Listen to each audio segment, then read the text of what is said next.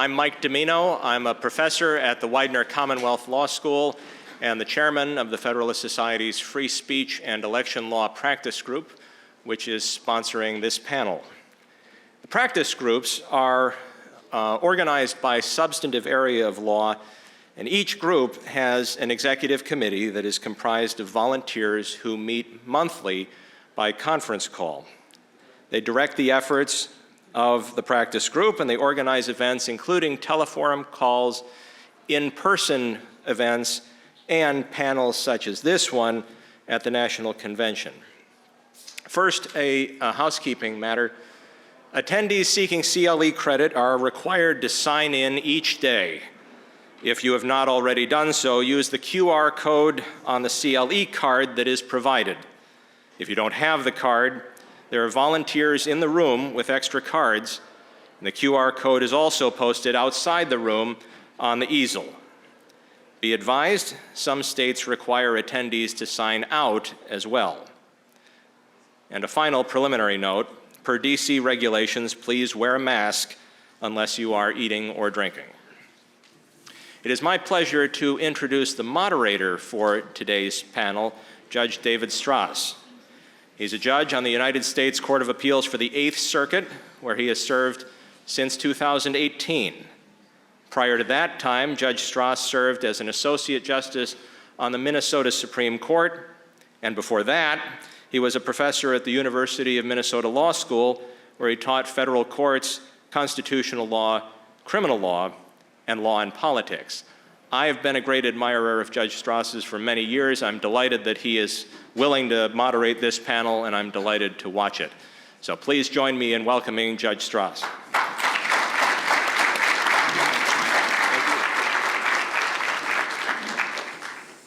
Thanks to all of you. Thanks for coming.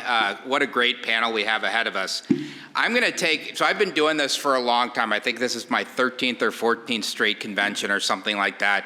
And rarely as moderator do I talk about experiences that I've had over the course of time. But I think that maybe one of the reasons why I was asked to moderate this panel is I've had some recent experiences that are quite interesting.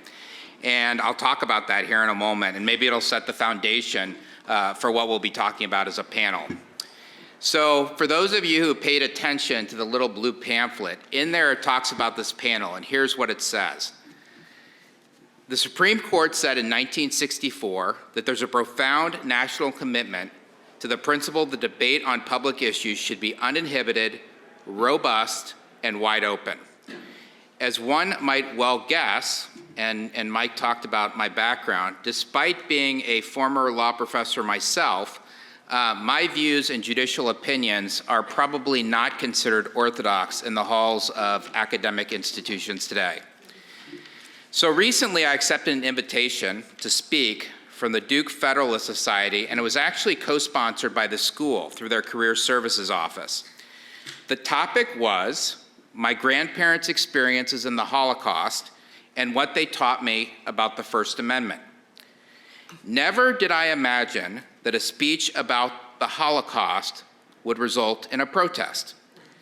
Yet, midway through my talk, when I started discussing one of my 2018 decisions, First Amendment decisions, Telescope Media versus Lucero, a student stood up, interrupted me mid-speech, and read a prepared statement that expressed the opinion that my Holocaust speech and my decisions were homophobic and disrespectful. Then, once the prepared statement was finished, a large group of students in unison got up and walked out the door. The point of all of this is as follows. I let the student speak, thanked her for her speech, and I would do the same thing again. It's the right thing to do. But as my recent experience suggests, not everyone shares the view that letting others speak is the right thing. Rather than waiting until I finished my speech and invited questions and comments, which I said at the beginning I would do at the end of my presentation, the student interrupted me and decided that her speech was more important than mine. We call this the heckler's veto. Now, as I state in that very speech, I'm worried that our commitment to the basic free speech principles that we've had for a couple hundred years gets lost today. And as it happens, that's the subject of our panel. Is anyone really committed to free speech anymore? So we have a great panel to discuss this, and hopefully that story sets the stage for the panel. I'm going to introduce each panelist before they speak, but our first panelist, and we're going from the general to the more specific, is Professor Joel Gora, who's a professor of law at Brooklyn Law School. The highlights are he spent 10 years at the ACLU, which, as you might know, does some work on free speech. He's an expert in the First Amendment and election law, particularly relating to campaign finance.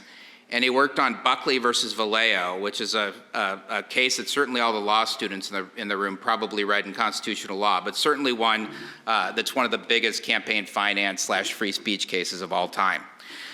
He is going to talk, I think, at least from our conference call, about the importance of free speech.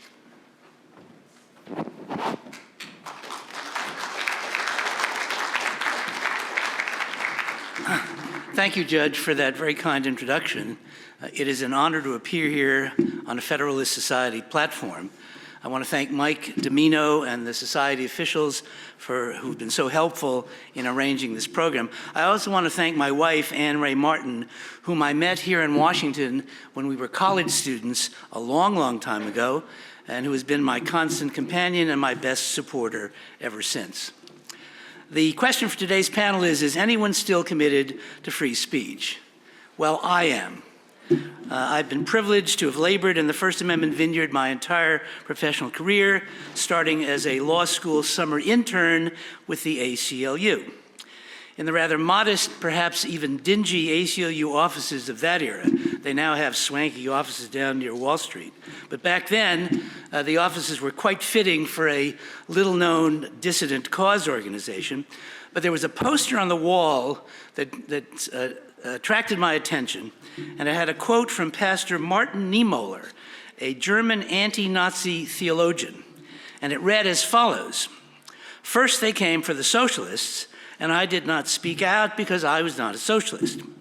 Then they came for the trade unionists, but I did not speak out because I was not a trade unionist. Then they came for the Jews, and I did not speak out because I was not a Jew. Then they came for me, and there was no one left to speak out." The philosophy of that quote is what the protection of free speech is all about. The precious rights guaranteed by the First Amendment of religion, of speech, of press, of assembly, of the right to petition the government for a redress of grievances are and have to be indivisible and universal. If they are not made available to all, they will wind up being available to none. In fulfillment of this principle, in my career and with my association with the ACLU, I have represented and supported the First Amendment rights of communists, socialists, SDS members, liberals, conservatives, anti-tax protesters, Ku Klux Klan members, Nazis, and all of the political points in between, as well as students, government employees, and members of the military. I also help represent pornographers as well as politicians, following the tenets of two great First Amendment jurists, Hugo Black and William O. Douglas, that the First Amendment protects all kinds of speech, the profound as well as the profane. And I was privileged to represent the great senators James Buckley and the great conservative senator James Buckley and the great liberal senator Eugene McCarthy from Minnesota in Buckley versus Vallejo, the case that the judge was kind enough to mention. And more recently, I helped represent another great free speech champion, Senator Mitch McConnell of Kentucky. I teach my students that there are 4 bedrock theories for why we protect the First Amendment rights for everyone. First, such freedoms are essential to self-government. We know that. Second, such freedoms are essential to try as best we can to get as much pertinent information as we can, both to help guide our politics and help better our everyday lives. Third, freedom of speech is an essential component of individual dignity and autonomy anchored in liberty. Justice Brandeis understood that free speech is essential for both the individual and our society, and repression of speech is disastrous for both. And finally, have you noticed who's in charge of the government? There are people who always tell the truth, always are honest, never would mislead you. Just kidding. A critical distrust of government and the power to use speech and press to check on the systemic oppression of which government is quite capable are yet further justifications for protecting and respecting our system of freedom of expression.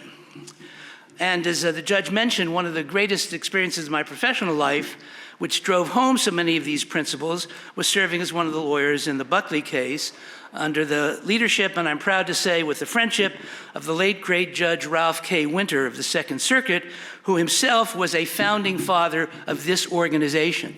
In fact, I was so fortunate he invited me to attend what turned out to be the first meeting of the Federalist Society in 1982 here in Washington in this hotel, where academics and judges from across the ideological spectrum argued about all of the points and matters that similar to what we're doing now. And Judge Winter organized the Buckley litigation, and it challenged the Federal Election Campaign Act, passed in the early 1970s, an incredibly oppressive campaign finance law which cut to the core of the First Amendment safeguard of political speech.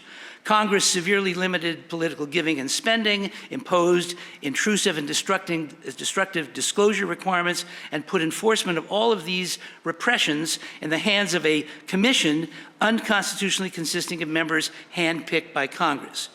We put together a so-called strange bedfellows coalition of outsiders, Senator Buckley from the conservative side, Senator McCarthy from the liberal side, and the only thing we had in common was our commitment to free speech and our view of how horrendous this new law was for freedom of speech. We called it the worst assault on political freedom since the Alien and Sedition laws, not to mention a corrupt Incumbent Protection Act. And the Supreme Court agreed with us on many of the core principles that we advanced. I just want to share briefly two passages in the Buckley opinion which made it particularly clear why government cannot be trusted when it seeks to control political speech or any other kind of speech for that matter. First, to the argument that speech should be limited in the interest of equality, the court replied, the concept that government may restrict the speech of some elements of our society in order to enhance the relative voice of others is wholly foreign to the First Amendment, because the First Amendment was designed to secure the widest possible dissemination of information from diverse and antagonistic sources, and to assure unfettered interchange of ideas for the bringing about of political and social change desired by the people. And the other important point of principle that the court made was equally categorical. The First Amendment denies government the power to determine that spending to promote one's political views is wasteful, excessive, or unwise. And here's the liberty part. In the free society ordained by our Constitution, it is not the government, but the people, individually as citizens and candidates, and collectively as associations and political committees, who must retain control over the quantity and range of debate on public issues in a political campaign. These powerful teachings embody the theories that make protection of free speech a crucial element of our democracy. And now to move to our present environment. The current Supreme Court has been perhaps the most speech-protective court in memory, if not in our history. Exhibit A is the court's almost perfect record on striking down campaign finance restrictions as First Amendment violations, continuing and delivering on much of the work that we tried to start back in the Buckley case.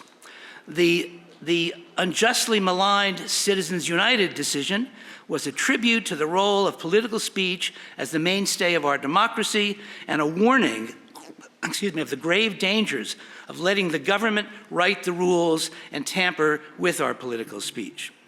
Whatever one might think of the court's handiwork in other areas, in First Amendment law, its record has been terrific, not perfect, but terrific, extremely and consistently protective of First Amendment rights and values. I once referred to it as a sort of a free speech Camelot, protecting core First Amendment rights against government repression. So that's another reason why I say yes to the question of does anybody still care about free speech? I think the Supreme Court does. Again, not perfectly, certainly not in every case, but in the last 5 years, their batting average is 800, not too shabby. And by the way, those of you who care about religious freedom, another part of the First Amendment, I think the Roberts Court record in that regard has also been outstanding. It has both recognized and safeguarded the protections of the Free Exercise Clause while reasonably moderating the concerns of the Establishment Clause against excessive commingling of church and state. Although sometimes the Roberts Court has taken a more modest path in these cases, the road has been headed in the right direction. And so in my view, and with respect to my distinguished co-panelists, I would, for example, be leery of letting government solve the problems of the internet and the powerful entities that control it. The court has spoken about the vast democratic fora of the internet as a positive First Amendment force. And although the outrageous exercise of censorship by the big tech companies has been deplorable, I think far worse would be government-decreed censorship. Justice Anthony Kennedy warned against the establishment of a ministry of truth to censor our free speech for, quote, misinformation. Do you really want the government, this government, put in charge of what we can say and what we cannot say? Likewise, I would be hesitant to encourage the government to outlaw certain themes or doctrines and prohibit them from being taught in our schools. Obviously, conduct in schools which violates the principles of racial equality of the Brown case is to be deplored. Conduct in schools which forces children, particularly K through 12, to take oaths that they don't wish to take, violates the Barnett case going back to World War II. So there are things that we should be concerned about in terms of what in school, but the notion of outlawing the teaching of certain things or the expression of certain points of view, I don't think that fits with what I've just described as the First Amendment. I'm old enough to remember the anti-communist excesses of the 1950s and 1960s, when communist doctrines were often banned from being taught in school, let alone advanced on the streets. I think we can work out the problems of how to best educate our children, particularly our young children in K through 12, through the democratic process, as the encouraging political results of last week should convince us. I think it is far better to arm the people with enough information about what is happening with the school than to have legislatures or other bodies, Congress and the legislature shall make no law, outlawing speech, deciding what topics can and cannot be discussed or what ideas can or cannot be expressed. I think it is important that we put our faith in the people. And finally, since I am a true believer in the existential necessity of free speech, I would hesitate to minimize its value or its efficiency or its coherence. I would support the Supreme Court's efforts to keep speech as free as possible. The Roberts Court record has not been perfect or spotless, but I think it has been extremely good in affording maximum protection for free speech, and those efforts, I think, should be praised and not criticized. Finally, in the long run, the real work will be to nourish and culture the culture of free speech. We have had one in America captured by the familiar adage, I may disagree with what you say, Judge, but I will defend to the death, I don't disagree, but the students might have, but I will defend to the death your right to say it. We protect freedom for the thought that we hate. So if you see or hear words or thoughts that offend or enrage you, the answer is to answer them, not censor them, to condemn them, not cancel them. Censorship of bad ideas is a bad idea. Free speech is nonpartisan. It doesn't want to be liberal, it doesn't want to be conservative, it just wants to be free.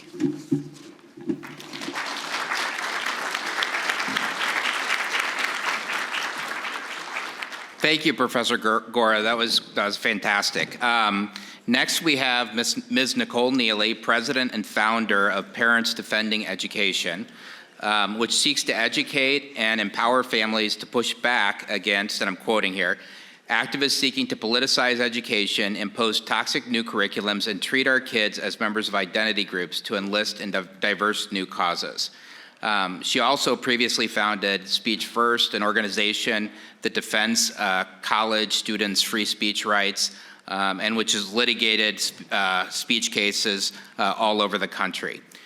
She is going to discuss, at least again from the conference call, some of the chilling effect that I talked about in my earlier opening.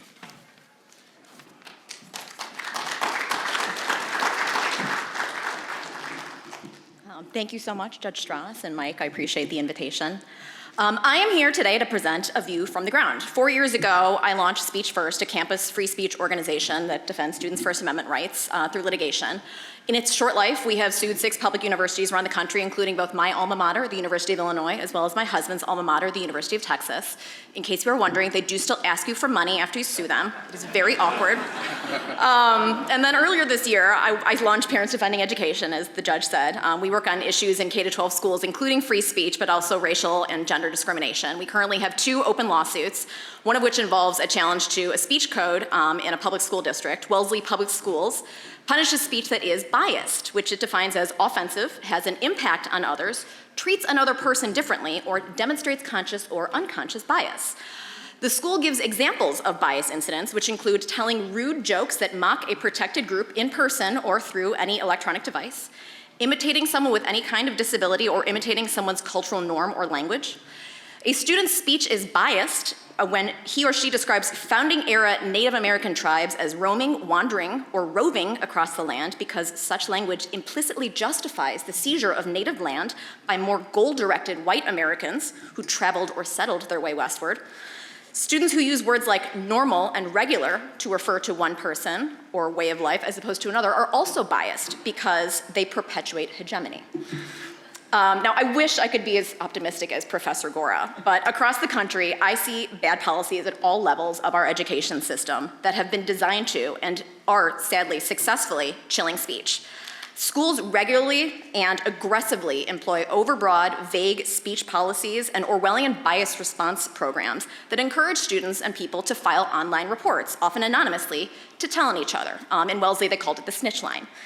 These policies would make the Stasi or the CCP proud, and they're now not only in higher education schools, but also in K-12 schools. The tidy aspect of these programs is that they don't actually need to bust everybody. They just need to get 1 or 2 people in trouble, and it scares everybody else into silence because it sends the message, you say the same thing and we're coming for you next. As a result of these speech policies, members of all communities are discouraged from discussing controversial topics. The problem, of course, is that the window of acceptable discourse these days is very narrow and is shifting ever leftward at an increasingly rapid pace. So basically, nearly everything is controversial these days. So what is the proof? I watched the panel earlier that Greg Lukianoff was on. He mentioned that FIRE, the Foundation for Individual Rights in Education, does an annual poll talking to students. Their 2021 poll found that more than 80% of students on college campuses report self-censoring their viewpoints on a regular basis, and 21% say that they censor themselves often. 51% of students say that racial inequality is a really, really difficult topic to discuss on campus, period. 46% say abortion, 42% say transgender issues. Only 12% of students feel very comfortable publicly disagreeing with a professor. 13% feel comfortable expressing an unpopular opinion to their fellow students on a social media platform that has their name on it. And 16% felt comfortable expressing their views on a controversial political topic in class, period. Those statistics should horrify everyone in this room. And it's worth noting that this chilling doesn't just affect students, it also affects teachers, faculty, and administrators. They're all equally vulnerable. Teaching methods like the Socratic method, playing devil's advocate, that's now interpreted by many people to be offensive because you are challenging someone. That is a declaration of war. You can't even do that. Part of the problem is that how schools, students, and activists now define offense and harassment is not a legal standard. It's not the Davis standard, not my friend Mike, but instead it's now judged by impact rather than intent. Objective truth is now replaced with my truth. When Speech First sued the University of Michigan, the school's bias response team website said the most important way to determine whether a bias incident occurred was your own feelings. So that's the kind of standard we are judging these issues by and that students are reporting on each other. For many years, activists asserted that speech is violence. And then last summer, after all the protests, that morphed into silence is violence. So put that another way. Not only people must speak up to avoid being targeted as an enemy, but you have to say the right thing. They want the real estate inside your mind and inside your mouth. It's little wonder that self-censorship is now the rule of the law, the law of the land, because the level of risk involved in saying the wrong thing is often just too high for basically anybody but the bravest student out there to bear. As a result, whole lines of conversation are just absolutely off the table. Argument, disagreement, humor, satire, parody, people are terrified, and they're just not speaking. The educational experience from kindergarten up through law school is weaker as a result of this. Students are not exposed to a variety of perspectives, and they are being taught what to think, not how to think. Coerced and compelled speech are taking place. Applicants to universities now must write diversity statements, and they know that if they fail to do so, or if they are not sufficiently enthusiastic, they will not get that job. Children who still believe in the tooth fairy are being asked what their pronouns are. Teachers have to confess their privilege. That's what is taking place in schools across the country. This should worry all of us. Viewpoint discrimination is another rampant problem. Administrators from across the country regularly make clear where they stand on certain issues, pressuring other people to fall in line. In 2016, after the presidential election, the president of the University of Michigan sent an all-campus email out saying 90% of you voted against hate yesterday. After George Floyd's murder last year, countless districts across the country sent emails out to their community saying that we are systemically racist and privileged, we must do better. And in Wellesley, the district that we sued, the district started to hang Black Lives Matter flags at schools around the district.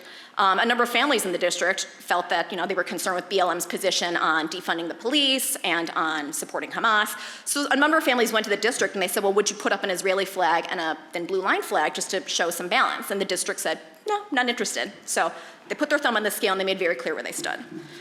Now, I am a recovering libertarian. I'm definitely inclined to blame government across the board for many things. But it is worth noting that in a lot of these cases, censorship thoughts are actually coming from students themselves and not always administrations, which I think is something, again, that should worry all of us. On college campuses, student governments regularly reject applications from student organizations that want to get off the ground, saying that groups like Turning Point USA, Young America's Foundation, or Students for Life are hateful. Explicit demand letters are being sent to administrations on a regular basis, with asking them to put in place different policies, programs. At Tulane University, the Black Student Union issued a list of demands, including for the school to both police and investigate speech and issue consequences for students that had wrongthink, as well as for the school to create a mandatory class on Tulane's history of racism.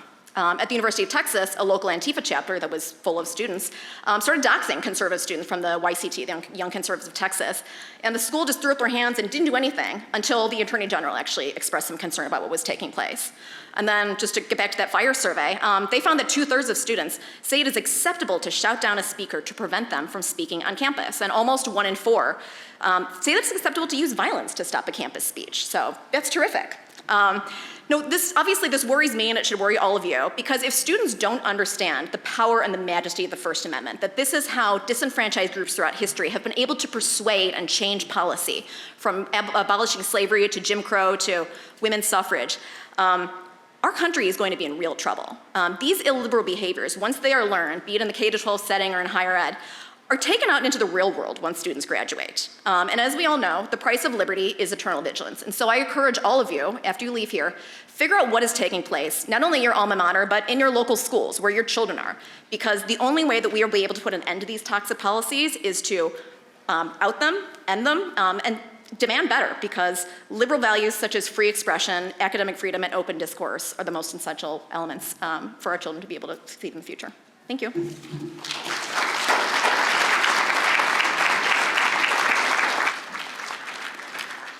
Thank you, Ms. Nealy. That was great. Now we have a dissenter. No Federalist Society event would be good. A panel event would be complete without having people who disagree with each other. It's one of the things that makes the Federalist Society a great organization.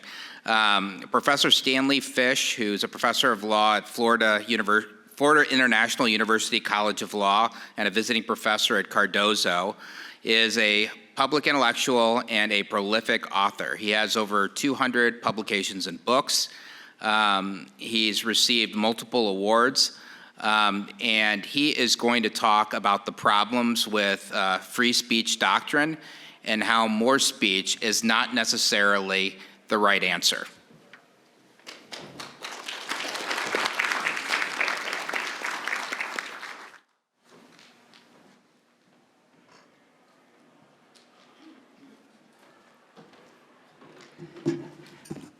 Good afternoon. If I'm a dissenter, I am sometimes a conservative one, because I think that my First Amendment jurisprudence fits perfectly with that of Justice Alito in recent decisions, and also with Justice Thomas in many decisions, including the infamous Bong Hits for Jesus decision.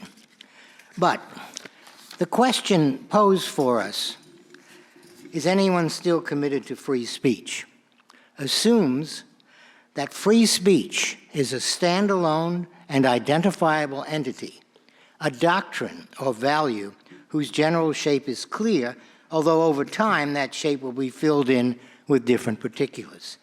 I want to argue that particulars are the entire story. As I put it 30 years ago, there is no such thing as free speech. There are just situations in which someone who wants to do something and is blocked or prevented by law turns his or her cause into a free speech issue, then secures the desired outcome by dressing it in the resonant cultural vocabulary of the First Amendment. Legal theorist Frederick Schauer calls this move First Amendment opportunism. His example is a 1976 case, Virginia State Board of Pharmacy, in which the court struck down a law that prevented large chain pharmacies from advertising their prices. What the courts did, as Justice Rehnquist complained in dissent, was turn the effort to sell more toothpaste or toilet paper into a noble exercise of First Amendment freedom. And the court did this by equating the potent political phrase, free flow of ideas, with a new phrase, free flow of commercial advertising, a form of communication previously held not to rise to the level of constitutional protection. Now, one could describe this result as a discovery by the court of the true scope of the First Amendment, which only now stands revealed in 1976 after 200 years. But I would describe the case differently, as the reconfiguration by the court of the First Amendment under the pressure of a policy interest, chain pharmacies, that played the First Amendment opportunistic game with great skill. The difference between these two descriptions is that in the first, where what we now have is a realization of what the First Amendment really means, in the first, there is a First Amendment that abides through time. While under the second description, there is the name First Amendment, but nothing inside it. Nothing inside it until a successful political effort gives it content. Now, I find support for this account in which the First Amendment isn't anything, but is just what political and rhetorical circumstances make it to be. I find support for this account in the pronouncements of three notable legal theorists. First, Frederick Schauer again, who says that the First Amendment, quote, is nothing more than a particular set of social, political, and ideological moves that are available at a particular point of time. That's letter perfect. My second theorist, Larry Alexander, says that, quote, freedom of expression is a vacuous, by which he means empty concept. There are just different background conditions for expression, each of which will lead to different substantive outcomes.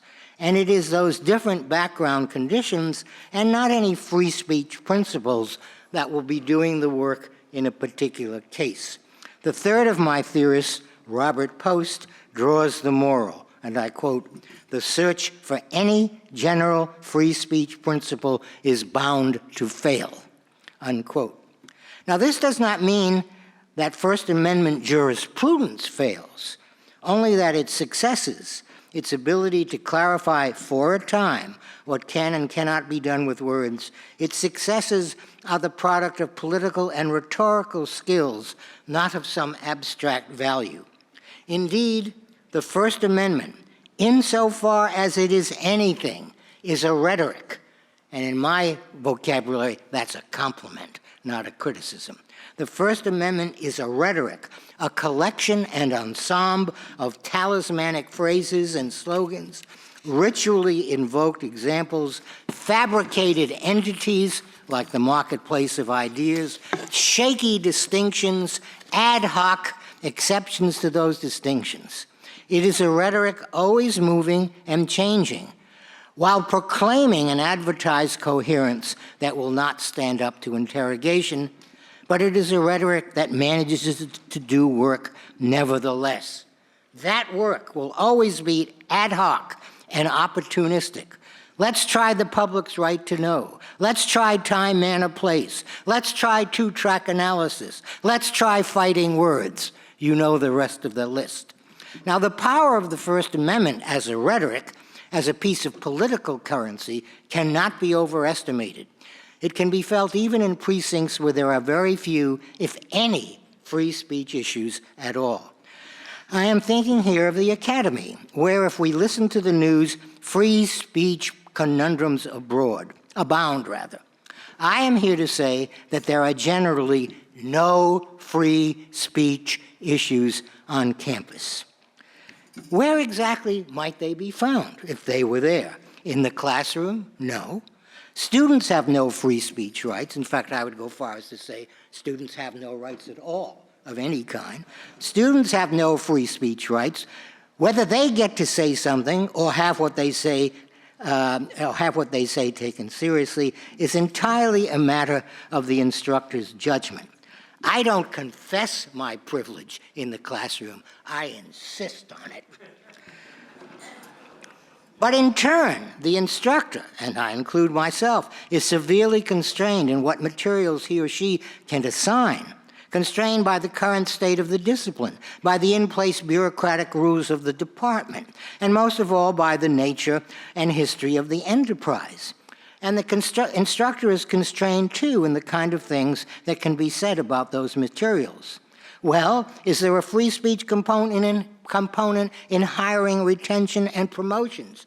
Absolutely not. There is no requirement that points of view be represented on a faculty. So long as the reason for a personnel decision, positive or negative, is an educational and not a political one, the decision is legitimate, although it may not be wise. There is no such thing as intellectual diversity, and there certainly should not be.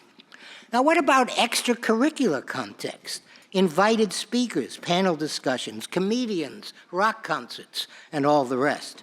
There are two answers to that question, and they end up in the same place. Either extracurricular is understood to mean a form or location of entertainment, and therefore it lies in the discretion of the proprietor of the venue to decide who gets to appear, or extracurricular functions are extensions of the university's mission. And again, it is up to the proprietor, to administrators, to decide without any free speech anxieties which proposed events further the mission and which do not. No forum analysis is required.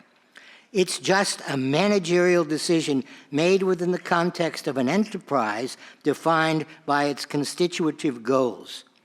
Protecting and enhancing free speech is not a constitutive goal of the university. Or to put it even more simply, free speech is not an academic value. Free speech is not an academic value. It's not what the university is in business for. The university, and it seems odd to have to say this, is in the education business, where the advancement of knowledge, not the advancement of free speech interests, is the goal and obligation.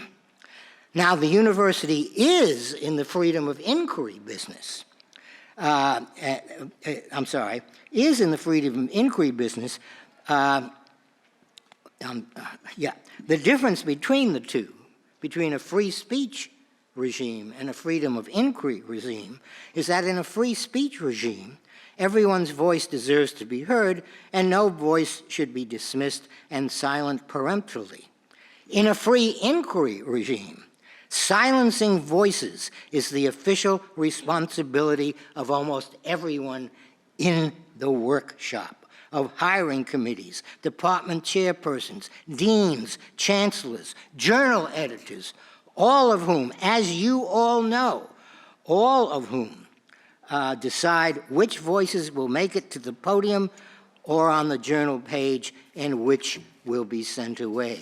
When a free inquiry regime is working properly, it performs all of the exclusions that a free speech regime would disallow. The point is one most university administrators don't understand. In fact, most university administrators don't understand anything. There's barely been a more sorry lot in the history of the world. They don't understand it, and because they don't understand it, they tie themselves in knots when some troll or predator comes to town asking for a place in the square. And then they consult the school's legal counsel. Always a bad idea, because the school legal counsel only wants to do one thing: avoid lawsuits. So the answer is always going to be the same. So the administrators literally don't know what their job is. They are not free speech enforcers. They are protectors and enablers of a process designed to introduce students to conventional wisdom and to encourage them to go beyond conventional wisdom. That is a task, as all of you know, difficult enough by itself, and it should not be made more difficult and incoherent by adding to it the task of being a First Amendment watchdog, especially when there are very few First Amendment issues in sight, except for those that have been manufactured out of administrative ignorance. So, with response to the question put to us, the answer is to the question, is anyone committed to free speech in the academy? My answer is, I hope not. But what about cancel culture and woke tyranny, which most of the speakers at this conference just love to give little histories of? You can almost see the self-congratulatory glee with which these little histories are rehearsed. What about a celebrated professor at Michigan who was forced to resign in the wake of a backlash following his showing of the 1965 version of Othello, played in an Academy Award-nominated performance by Laurence Olivier in blackface? What about the distinguished environmental scientist at Chicago who is deplatformed at MIT because he said in public that hiring should be based on merit metrics rather than on the political metrics of race, ethnicity, and gender? These two and others like them, including a judge here, and as a 15-year member of the Duke Law School faculty, I apologize. These two and others like them are casualties and victims, no doubt, but not because their free speech rights have been violated. They spoke freely without government sanction, but because faculty members and mostly administrators have not come to their professional defense. It's a professional issue, not a moral or philosophical issue. Have not stood up for their professional right to determine for themselves, within the guidelines of the academy, what they choose to teach and what they choose to say about the way academic decisions should be made. It is again a failure of administrative nerve, not a failure to be faithful to a constitutional principle, and it is a failure that can be remedied by installing administrators who will not tolerate interference from either outside or internal constituencies with the proper business of the university, which is not, to make my point one last time, the flourishing of free speech. And where will such administrators be found? Well, I have some time on my hands and I rent out.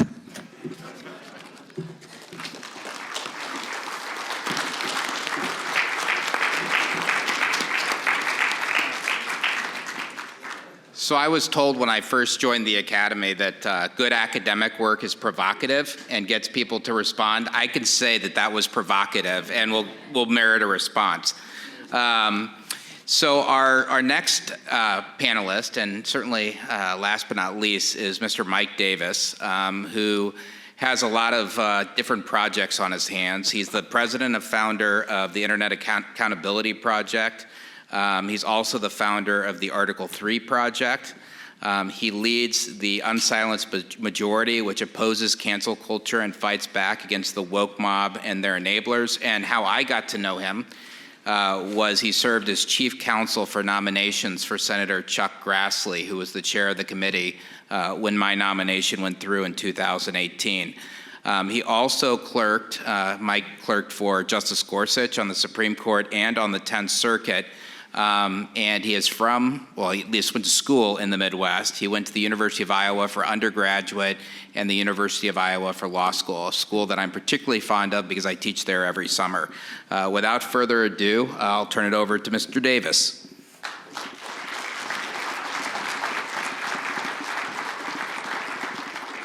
So thank you very much. I'm going to talk about big tech and how they fit into this free speech debate. Thank you, Judge, for putting this together, and thank you to my much more distinguished panelists for allowing me to speak.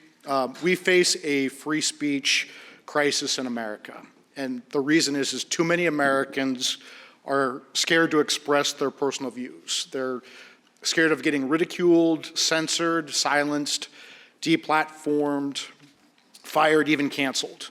And this free speech crisis is caused by people who are ignorant and arrogant enough to believe that they are protecting us, whether it's their deluded belief that they are protecting democracy, which is what we're hearing lately about how we need to protect democracy, mostly from Trump people, protecting us from COVID, or somehow protecting us from ourselves just generally. And having differing views from our protectors is dangerous in their minds. Today's biggest proponents, enablers, and enforcers of this censorship and cancel culture are the trillion-dollar big tech monopolists, and that's Google, Amazon, Facebook, and Apple, along with their little brother, Twitter.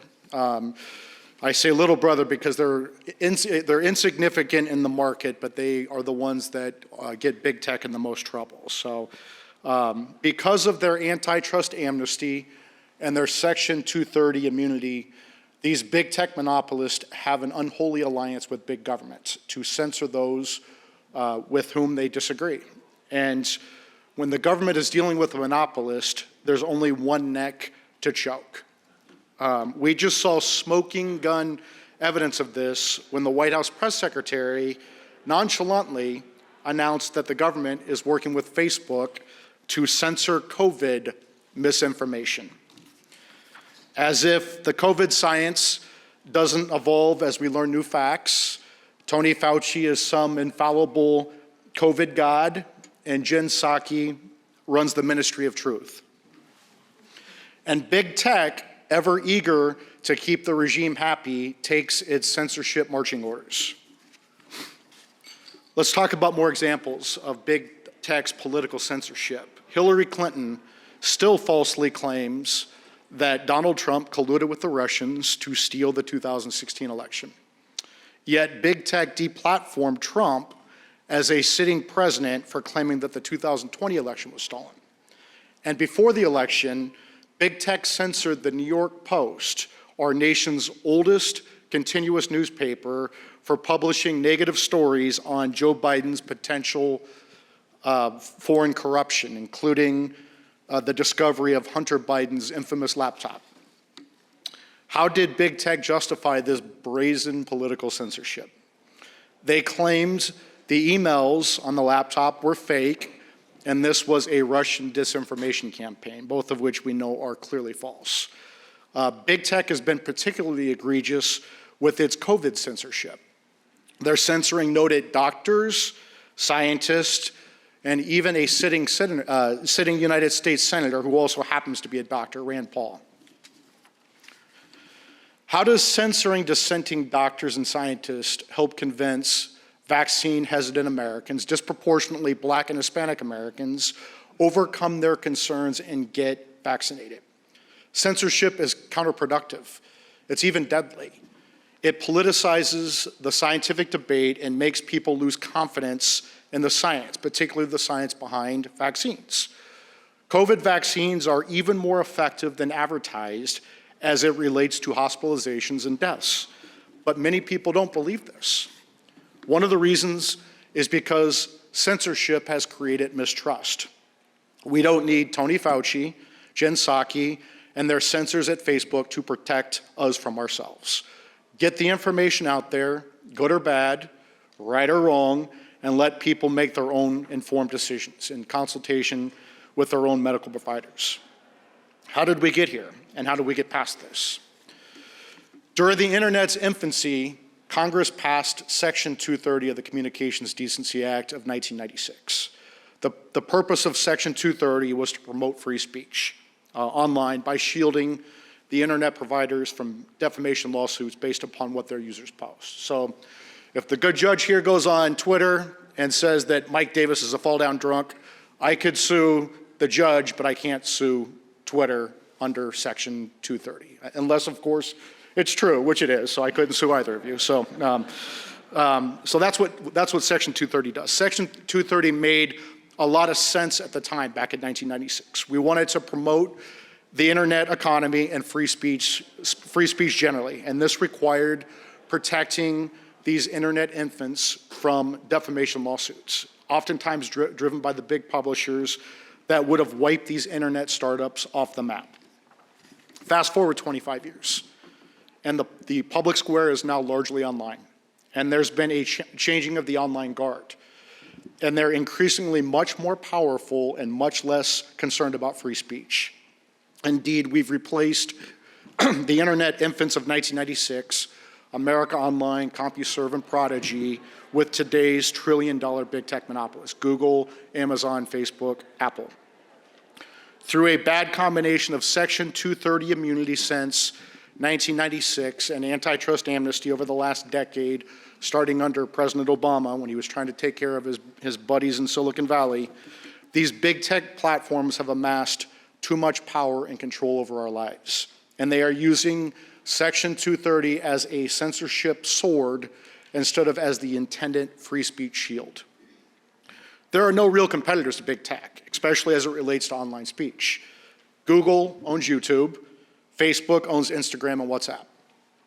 If these platforms actually had to compete for their users, including for their users' very valuable online time and data, it's much less likely the platforms would mistreat their users, including censoring them. A good example of this is Parler, a startup competitor to Twitter. Conservatives angry with Twitter's censorship began to join Parler in a mass exodus from Twitter. And Parler quickly attained a $1.3 billion valuation. So instead of trying to woo back these conservative users from a new competitor by changing its censorship policies, Twitter simply killed the competition. Indeed, Parler got blamed for the January 6th protest at the Capitol, even though the FBI's evidence is very clear that the protesters largely organized on Facebook.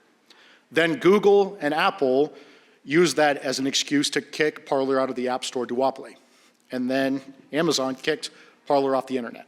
So there goes the build your own argument that we often hear on these antitrust discussions. Twitter continues its censorship business as usual. Why did we ignore the Sherman Act, our century-old antitrust law, for over a decade and allow these big tech platforms to become trillion-dollar monopolists? Why did we allow big tech to use Section 230 to stifle instead of promote free speech? And how do we fix this?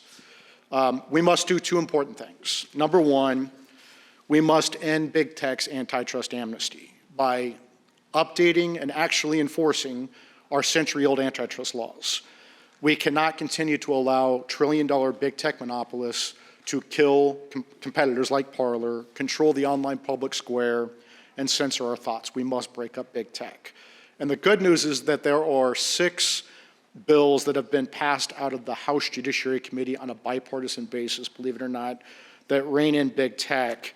And these House bills are championed by Congressman Ken Buck, an all-star conservative from Colorado, and they are picking up steam in the Senate. Some key senators are sponsoring several of these bills in the Senate, including Senator Chuck Grassley, my former boss, along with Tom Cotton and Josh Hawley. So there is a very good chance that 2, 3, 4, maybe even more of these 6 bills will become law this year, over the next year, I'm sorry. And we should all support these efforts. Number 2, we must reform or repeal big tech's Section 230 immunity so they can no longer censor, silence, and deplatform, even cancel those with whom they disagree. This leads to government-sponsored censorship with Section 230, and Jen Psaki made it clear that the government is actively working with Facebook to censor Americans. So the bottom line is we need more competition, not less. We need more free speech, not less. And so thank you for hearing me out, and I'm happy to answer your questions.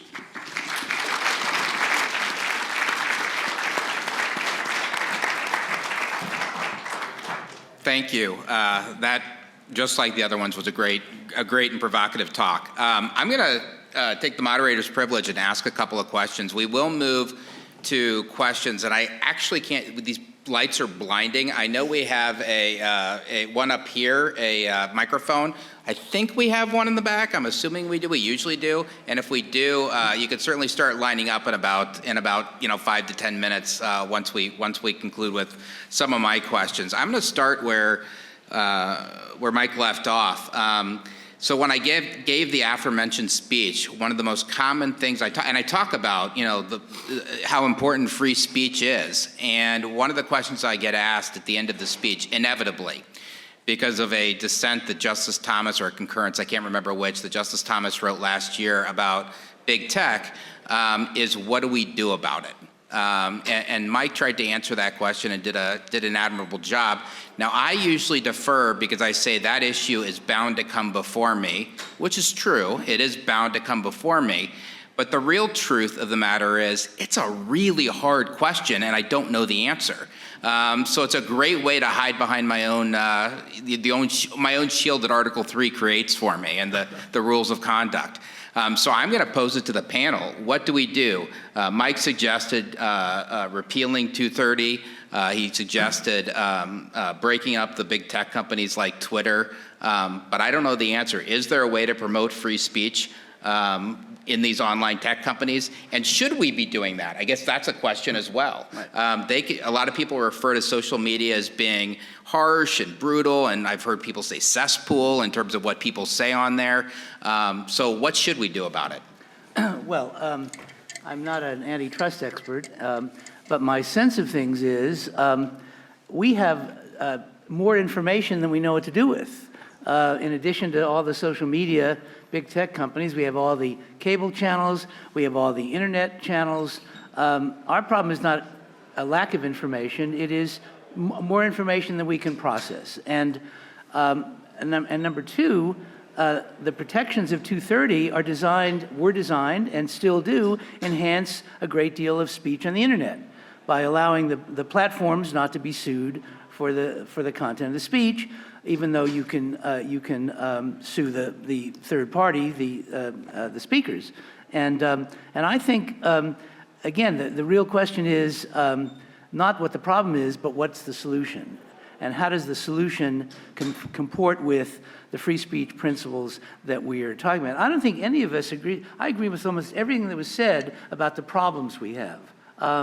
But I think where we may be part company is what the solutions should be.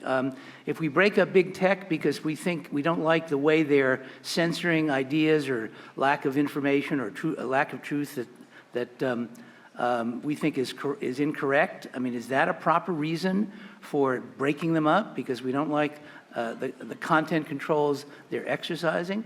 I mean, is there really a lack of competition for sources of information? I mean, if we could figure out some way to have protect the parlors of the world, that might be a narrow kind of approach. There was a wonderful panel this morning that talked about these issues, talking about whether common carrier status could be given,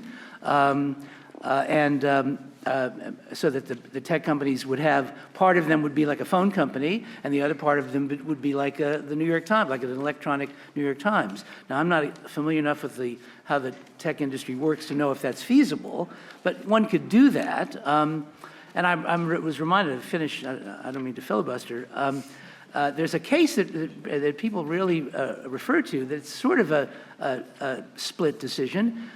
In the early 70s, the Pittsburgh Press had employment columns, jobs columns, and one column was male interest and the other was female interest. And the local Human Rights Commission said, you can't do that, can't discriminate on the basis of sex or gender in employment.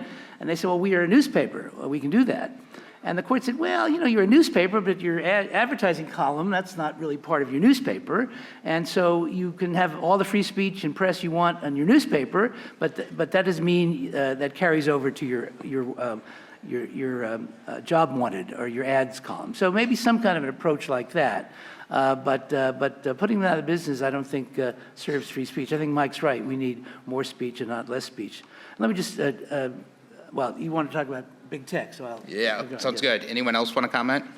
As someone who is not a lawyer but only plays one on TV, I think that Vivek Ramaswamy has a really interesting take on this, where some of the tech companies have been acting as state actors. There have been, the Center for American Liberty has a lawsuit right now against Twitter that shows that they had worked with the California Secretary of State to take information down. And so if there is that partnership that is taking place, I think that that might be a valid way to go after some of these issues. They should not be an arm of the government. That raises major concerns to me. Could I just add a footnote? I agree with that. I agree with the allegations in the suit that President Trump brought about collusion between the government and the big tech companies to censor him and others. I think if proven, that would be, I mean, after all, in con law, if the government gets into a partnership with a private company and the private company does things which the government cannot, the government can be, the private company told, stop it. Your partner can't do it and you can't do it. So I think the notion of collusion, both between the executive branch and big tech, as well as between the legislative branch. People have said that some of the suggested legislative enactments that have been proposed against big tech are really just a way to, I don't want to say extort, influence big tech into changing policies that the legislatures don't like. That to me is a classic no-no under the First Amendment. All right, I know Professor Fish, you were anxious to say something as well. Yeah, I too attended that panel this morning, and I agree with Professor Gora's estimation of its quality. And also, I agree with what I think he would agree with, would also cite as its solution. None of the panelists had one. And they all agreed that the problem was complicated, and they turned that problem around from the perspective of many lenses, but none of them seemed to provide a clear path to a solving of the problem.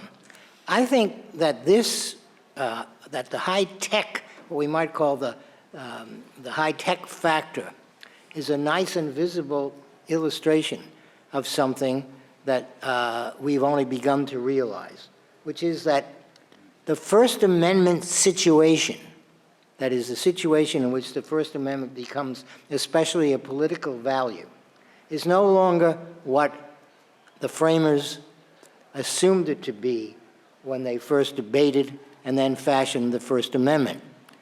Their model, if they had one, is more like the Norman Rockwell-style town meeting, where there's a town meeting on an issue, should there be a new sewer system, and all of the people in the room are generally people you know, and you and each of your neighbors gets up and has his or her say.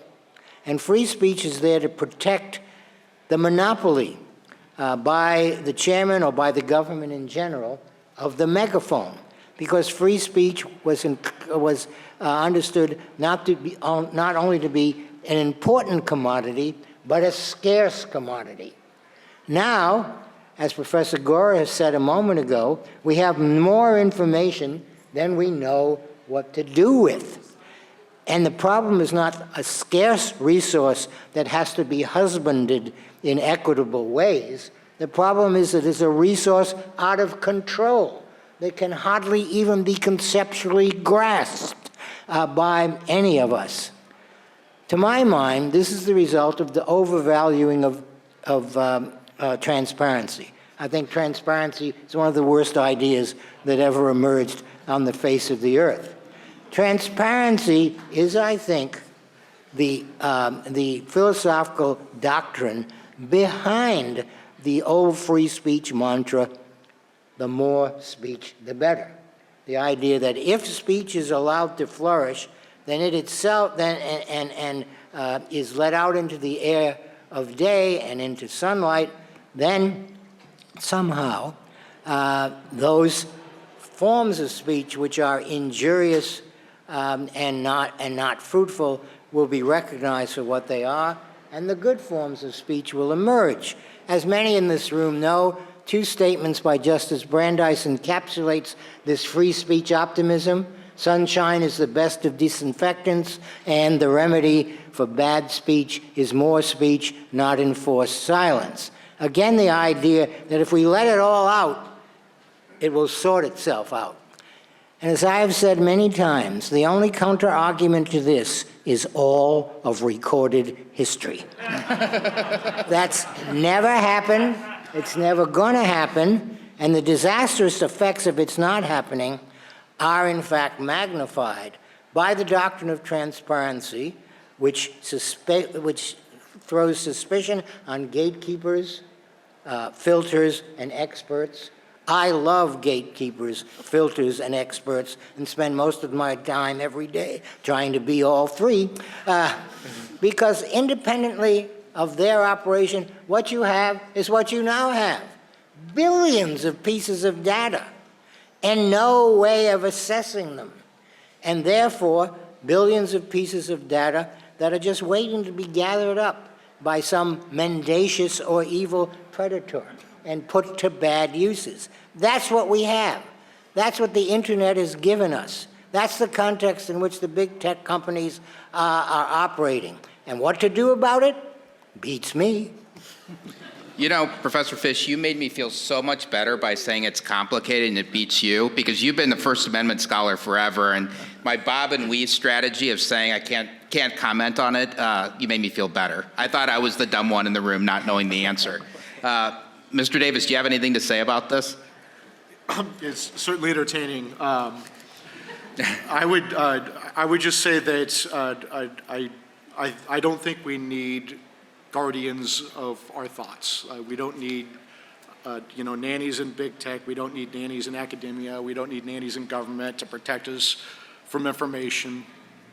Let's get the information out there, and I think that we just have to have confidence in the individuals to be able to come to their own decisions, and hopefully they'll make their own decision that's right for them. So. Remember original sin. All right, so I have one more question, then I promise we're going to go out to the audience. So I asked the question that I didn't know about. I'm now going to ask the question with which I'm all too familiar, which is what's happening on college campuses around the United States. I mean, everyone knows the stories. The Yale Law School, where a particular student was was intimidated into trying to get him to apologize for things he had said in an email. There's certainly some examples that Professor Fish had mentioned.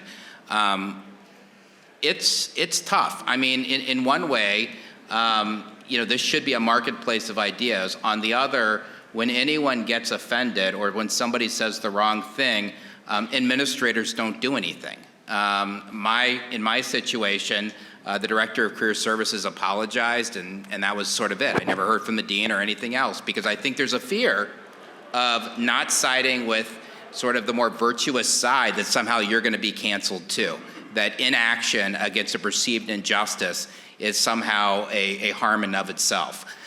So how do we approach this? What do we do in the educational context? Professor Fish talks about free inquiry. I kind of have my own ideas. This one I know something about, but I'll leave it to you all the experts. Well, I sometimes in my writings speak about how we have systemic censorship in America. That by virtue of different rules and regulations, we have to watch what we say from pre-K to 401k, from being in school, starting in kindergarten, all the way through college and graduate school. There are rules governing what we can say and what we can't say, some of them to enforce anti-discrimination, some of them beyond that.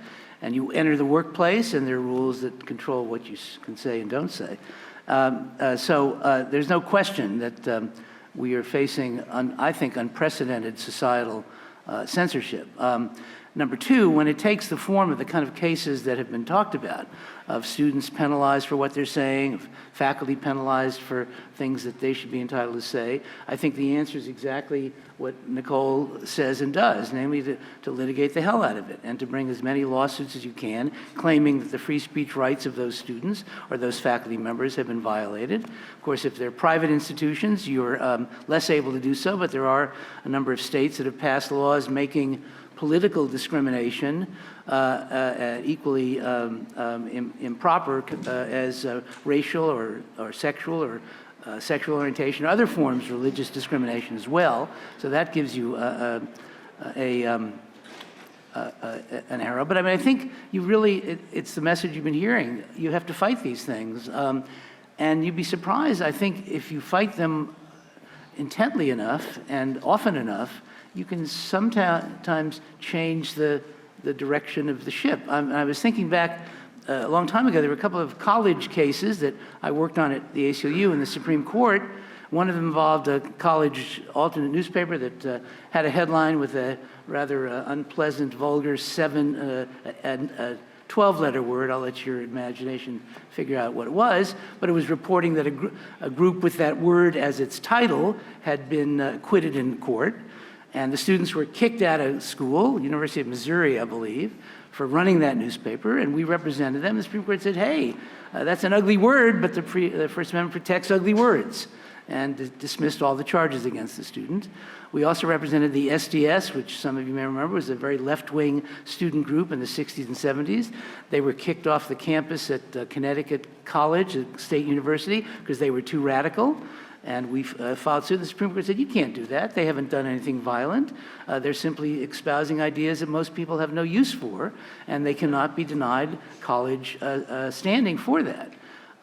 You bring enough of those cases with attorney's fees available under Section 1988, I think it is, under the civil rights laws, if they're state and local government universities or institutions. And at some point, the insurance companies will say, hey, knock it off. You can't have this kind of systemic censorship. So that's how I would attack it. Yeah. Others?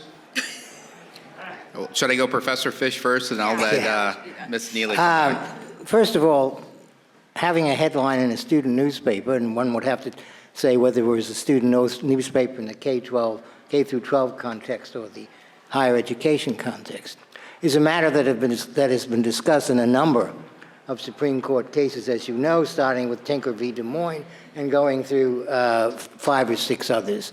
And one line of argument with which I agree says that student newspapers are generally under the aegis of the administration. And even though it may not be wise for an administration to step in, an administration can step in. That's a side issue. The more important issue is, what do we do about this phenomenon on campus, the magnitude of which I do not deny. In fact, I thoroughly agree with it. And there I would go again, Professor Gora, to a statement of yours, where you say administrators don't do anything. That's because they're bad administrators.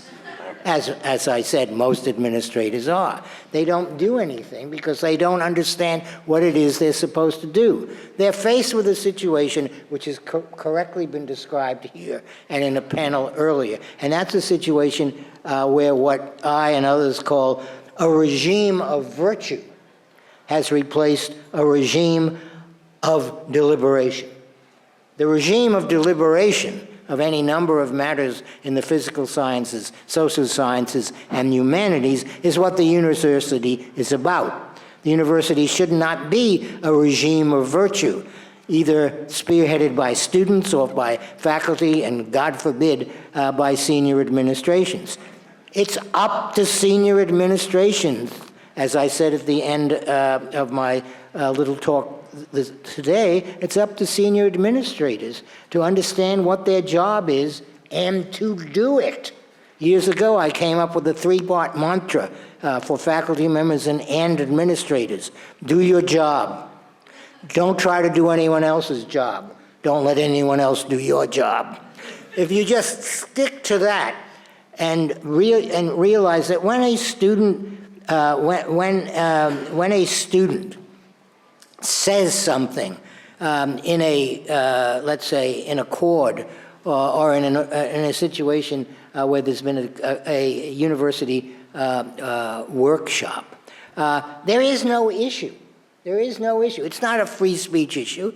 If the student says things which lead to the kind of disruption that we used to handle under the category of fighting words or other important cases, if it's going to lead imminently to violence, to cite the Brandenburg rule, if it's going to lead imminently to violence, then the administration steps in. If not, hands off.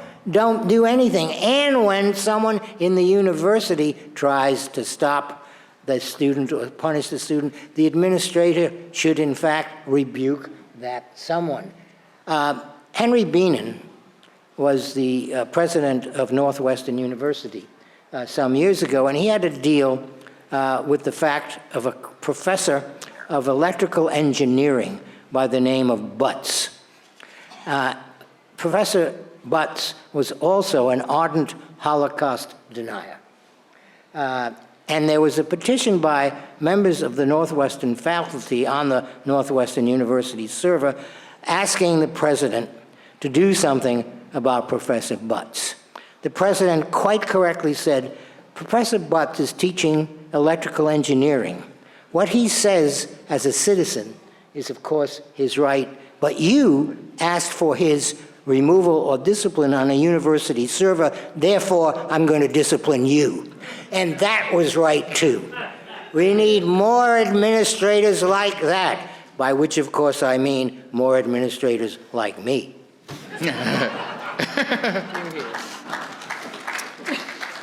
To kind of play off that, I think incentives matter a lot. I mean, we saw when Secretary DeVos rewrote the Title IX rules, she reined it in because before the Obama rules encouraged, or not even rules, their notice of their rulemaking, their silly letter, the Dear Colleague letter. Yeah. It encouraged schools to violate students' First Amendment rights, and schools made a very rational calculus that I pay less blowback for Title IX or for a First Amendment problem than I do for a Title IX problem. And so I think the incentives matter.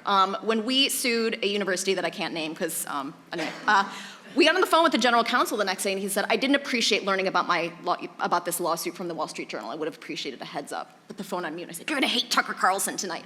I want general counsels to wake up screaming in the middle of the night that we are coming for them because they think it is okay for them to violate students' First Amendment rights. And they need to know that it is not okay. I think alumni giving plays a big factor in this. I urge all of you, go look on FIRE's website, figure out what your alma mater is doing. Do not give them money. All of these, Harvard, Yale, they have these multi-billion-dollar endowments. They don't need your money. Give it directly to a student group, give it directly to somebody else, but do not give it to your university. And when they call you, tell them you are not giving it to them for this purpose. That will make a difference. And no, I didn't give enough money to the University of Illinois to make them care a lot. But if there were 100 of us, 1,000 of us, then it starts to make them think, and they will start to make different decisions. And I think this is a really underutilized part of that. I do think also another possibility is, I saw years ago at a Pellerin meeting, Jonathan Haidt predict basically a coming split in academia, that there would be Pursuit of Truth University and Social Justice University. And I think, unfortunately, right now we have a lot of universities that are trying to be both, and they're trying to be too cute about it. If you are going to be social justice university, lean into it. There is a market for that. But it is the bait and switch where you go to Yale and you think that you are going to be able to pursue intellectual diversity and truth and all these things, and you are not given that opportunity. That's where I think we have real problems. But if you're going to be a social justice university, don't call yourself a university. You don't deserve the name. Fair. Mike, anything to add? I think we should go to the questions. Okay. One postscript on this whole affair. One would think, by the way I was talking about this protest situation, that it made me upset. Look, I have life tenure. It was a drop in the bucket. I called my wife later that day, and she's like, "Are you upset? That was outrageous." I said, "Not really." And we talked about it, and she said, "What are you going to do about it?" I said, "I told the Duke Federalist Society and the Career Services Office that I'd be willing to come back next week." And unfortunately, they were a little tired after my protest, so they decided that maybe next semester or next year would be better. But it kind of did make me sad because I think that people are not open to hearing ideas with which they disagree. And I think that's a problem. I think that we need to be open-minded and we need to hear each other. Justice Gorsuch talks about civility, right? That we need to be able to have a civil conversation with each other and air ideas. And I think that is absolutely as true today as ever in our country's history.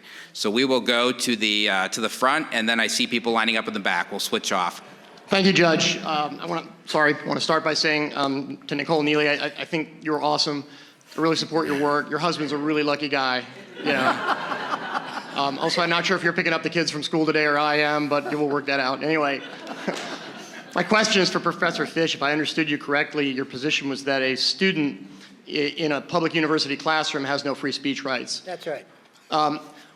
So I want to explore that with a hypothetical with this Professor Butts, whose first name I hope was Seymour. Good Simpsons reference there. So imagine that on the last day of class in a public university, Professor Butts says to the students, in order to not get an F from me, I need everybody to stand up right now and profess their belief that the Holocaust never happened. That's compelled speech, and that's a core part of First Amendment doctrine. Does your position entail that professor at a public university could insist upon the profession of that belief as a condition? No, of my not receiving position is that that professor be fired within 20 seconds because he's no longer acting as an academic. That's always my test. Are your actions and your decisions based on educational, pedagogical, academic reasons? If that happened in a classroom, there would be the moment when the professor said that, he would cease being an academic and he would become a political agent. As a political agent, he enjoys no academic freedom whatsoever. His remarks are illegitimate. He can, in my opinion, be fired for them. The students would not be in any way obligated to hearken to a teacher who was no longer acting as their teacher. But that's not my question. My question is, if the feckless administration that you've told us about fails to act, the students have no recourse when that professor flunks them? No, thank you for sharpening, that is for reminding me of the sharpness of your question. When I say students have no First Amendment rights, I should have qualified by saying except one, and it's an important one, the right to competent instruction. And competent may be too weak a word, because in my understanding it includes not only mastery of the materials in the course and the ability to organize a syllabus and to make assignments and to hand back assignments and all the rest. Competent also means knowing what the boundaries and obligations of the job is. So that someone who acted as the instructor in your hypothetical would no longer be a competent instructor, and students would have every right to go to the university, and there are committees, of course, in most universities which handle these matters, and complain that they were no longer being instructed by a competent person, but by a political agent masking as an educator. I have no patience whatsoever with anyone acting in the manner that your hypothetical suggests, and I wouldn't even allow casual. In other words, if after the day of an election, your students ask you what you thought and how you voted, you had better say nothing. And say nothing not only in class, but after class and forever. All right, let's go to the back of the room. Thank you, Your Honor. Frank Shepard from Miami, Florida. I'll say that this is about the only forum in which I do not feel intimidated, so thank you for allowing me to ask a question. So this is the second panel today that I've attended where the internet has come up and nobody had the answer about what to do. So my question is, let's do no harm. Why not let's do nothing? If you look a little bit of history, and I'm not a historian, but think a little bit, we once had canals to push things back and forth. And after a while, they were replaced by steamboats. And after that, we had automobiles, and after that we had jets and things like that, and the oil companies, I guess, may have been pressed to, the robber barons, for whatever reason, including some legal ones, I guess, went away. But the internet, this fellow, was invented only 25 years ago. We all know that, so we know who did it. So my question is, it seems to me that 25 years is not very long. My question is, why should we not just let it go? Maybe another Parler or whoever they are, I don't watch these things, but somebody will come along. Thank you. So why not let it go? Yeah, that's my question. Anyone? Oh, go ahead. Well, Mike? I would say that we have our antitrust laws on the books, and if you don't want to enforce our antitrust laws, then you should take them off the books. We don't have immigration amnesty in this country, or we shouldn't have immigration amnesty in this country. We shouldn't have amnesty for any law. You either have a law that is enacted through Congress by your elected representatives and it's enforced by the executive branch, or if you're going to ignore the law, if you're going to grant amnesty to the law, you're not, number one, the executive branch is not doing its constitutional duty, which is to faithfully enforce the law. But if you're not going to enforce the laws, take it off the books. So if we've come to a conclusion that having monopolies use their market power to harm competition is not a problem, then we need to repeal the Sherman Act and we need to repeal the Clayton Act. But in the meantime, it's still the law and we need to enforce the laws. Let me just add to it. I watched that program this morning about the internet, and there were some of the participants did take a point of view. It wasn't so clear that there were antitrust violations or that they were so apparent. Said, I don't teach or know that area, I'm ashamed to say, but so I think in a sense there was a lot of sort of conclusory allegations about whether these are clear antitrust violations. But I like the idea of first do no harm. Professor Akhil Amar spoke at that program, and he pointed out something, fun facts, that the top 5 companies in America today by gross amounts earned are the tech companies, Google and all of them, the top 5.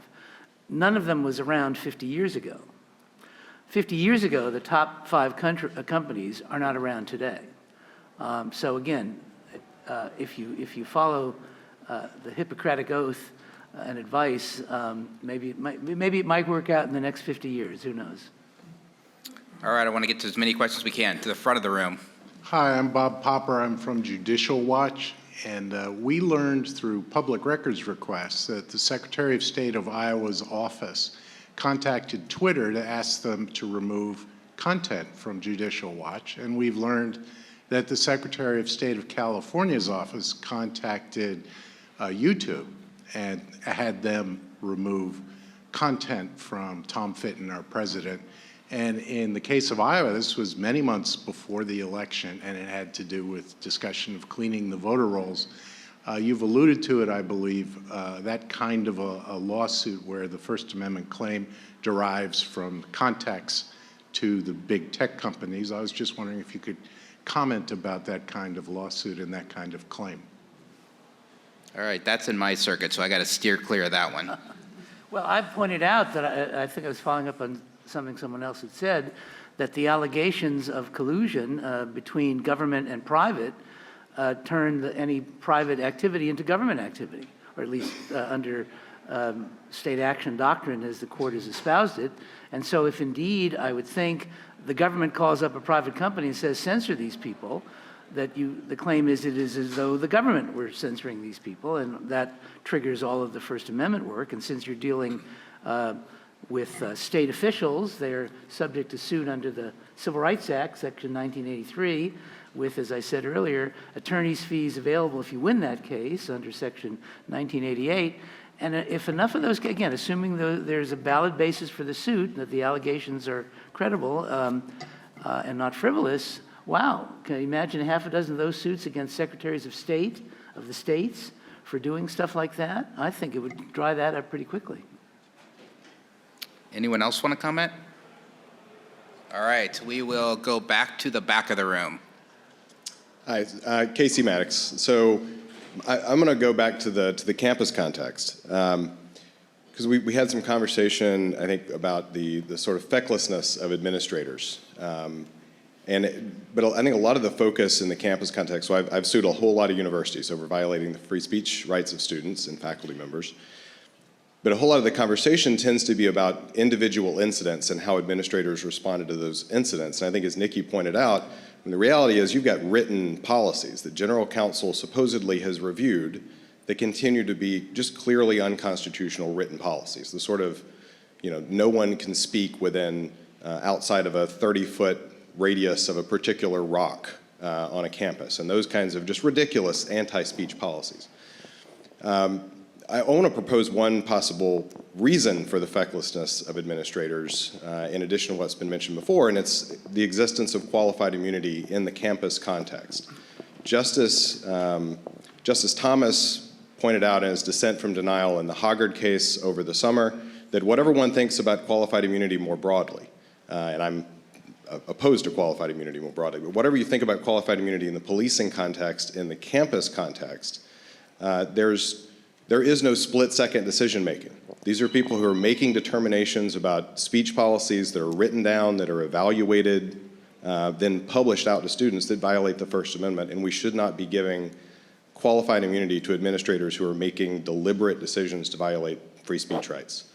Curious just your thoughts. Yeah, that is one that we could do our own panel on, but I'm curious to hear what anyone has to say on that. Professor Fish. I know that people feel that marking off a small area and identifying it as a free speech zone is in some case a violation of free speech rights and a dereliction on the duty on the part of the university. I think exactly the reverse. Because to follow through that line of thought is to believe, as I know some do, that the entire university should be a free speech zone, which is to make the mistake that I attempted to analyze in my remarks earlier, thinking of the university is in the free speech business. If we go back to Tinker v. Des Moines, a decision which had two parts to it. The first part said, and by the way, this is something that Justice Thomas rejected, and I kind of agree with him, but the first part of the decision said students don't lose their free speech rights when they enter the schoolyard door. The second part, however, said those free speech rights can be counterweighed, or dare I say it, trumped, by the interest of the organization in having its daily business, its appropriate line of work, facilitated without disruption. Free speech zones are there so that there can be on the campus something like a Hyde Park corner. And remember, in a Hyde Park corner, people get up serially and say anything that they would like to say on any topic that comes into their heads. The only requirement is that they give up the soapbox after a while and let someone else do the same. The audience's obligation is not to take anything said seriously. That's what a free speech zone is. It's for spouting off. Spouting off is something that you might, as an administrator, want to give your students a room to do in, but it is not the business of the university. Spouting off is antithetical to education. It's antithetical to the attempt to search out the truth about difficult problems and issues in the humanities, physical sciences, and social sciences. So once again, free speech is not the business the university is in or should be in. Could I just add? Sure. This is sort of the CLE part of the program. The Supreme Court has been much more generous about free speech protections where colleges and universities and graduate schools are concerned than K through 12. The free speech rules in K through 12, the Supreme Court has been much less generous. As Professor Fish pointed out, the sort of landmark decision in 1969 in the Tinker case, which said students in public schools have free speech rights, also put some limitations on them. That were the students in a college or university, I don't think the Supreme Court would have allowed. So the free speech rights recognized at the college, university level are closer to the rights you have out on the street, so to speak. There are some limitations in terms of classroom requirements and things like that, but generally the court has drawn a sharp divide between the free speech rights K through 12 and the free speech rights of the grown-ups, basically, at colleges and universities, so where they're public institutions. One final point, it's sort of interesting, I guess. Tinker, 1969, but then for 50 years plus, the Supreme Court had a handful of cases involving high school students, like Tinker, and in none of them did it rule in favor of the students. It found one way or another to kind of take an off-ramp. Either it involved a curriculum matter, or it involved vulgar speech at an assembly, or it involved advocating drug use or something that the school could prohibit. Right. And it wasn't until a couple months ago, in the case out of Pennsylvania, that the Supreme Court, after 52 years, granted a First Amendment right claim of a student who said used a four-letter word to express to her friends on social media her disappointment at not being chosen for the cheerleader squad. It came to the school's attention, and they disciplined her. And the Supreme Court upheld her free speech right to have made those statements. But the opinion is written by Justice Breyer, and it is, I tell my students, a typical Justice Breyer opinion. It has about 4 factors and 3 conditions. Put them all together, and you get the rule, but it's a very contingent, ad hoc kind of rule. Limited, very limited. And yes, and it's hard to, if you're trying to advise a student if they can say something or not, or advise a high school administrator whether they can punish a student for saying something or not, don't get too much solace from this decision. But it is the first time in 52 years they've upheld the free speech rights of high school students. So there is at least that. What is happening in this history is a question of deference. To what extent does the court pay deference to different institutions? And as you all know, this question is raised in the context not only of universities, but also of churches and other religious institutions, where the general rule is we, the courts, don't know what goes on at the heart of doctrinal tenets or in the organization and administration of churches, so we're going to keep our hands off. That used to be also an attitude that the courts took toward colleges and universities. More or less saying, well, these academics are smart people. They must know what they're doing. They must have not spent that much time in English departments. They must know what they're doing. Therefore, we're not going to interfere. But that stopped about 25 years ago. And more areas of the university, from employment to promotion to retention, even to people who believe that they've been assigned an inferior office, which is everybody, have now become part of litigation where they wouldn't have been before. Ms. Nealy, I think you wanted to say something about this topic. I feel like it was a little bit of a microaggression for Casey to ask me about qualified immunity, given what my husband does. But I do think that, again, incentives matter. We see universities trying to do so many things and govern all aspects of student lives that I think general counsels, I think in some cases, they don't know what's going on. The bias response team, the Title IX department puts up some crazy wording in their language. They don't know because they're trying to pay attention to a zillion other things. I mean, when we sued University of Illinois, they said, if you are on spring break and you break a window, that falls under our jurisdiction. University of Michigan said, anything in the city of Ann Arbor falls under our jurisdiction. These are powers that local police forces don't give themselves, that universities give themselves. And so I think, the lawsuits matter. And I do think that going after QI is important because it will focus the mind and it will focus the attention. All right, that has to be the last word, unfortunately. We got to keep the trains running on time. I always want to get to all the other questions, and I feel bad because our questioner has been waiting a while, but I do have to give you we got through a few, I have to give you our public service announcement of the day. which is at the conclusion of this panel, I'm supposed to say that the next event is the Barbara K. Olson Memorial Lecture, which will begin at 5 p.m., which is now 29 minutes, not 30, so I might get in trouble, after the close of this panel in the Grand Ballroom. Thank you all for coming. Thank you all for listening to what our panelists had to say, and thank you to our panelists for enlightening us on this topic.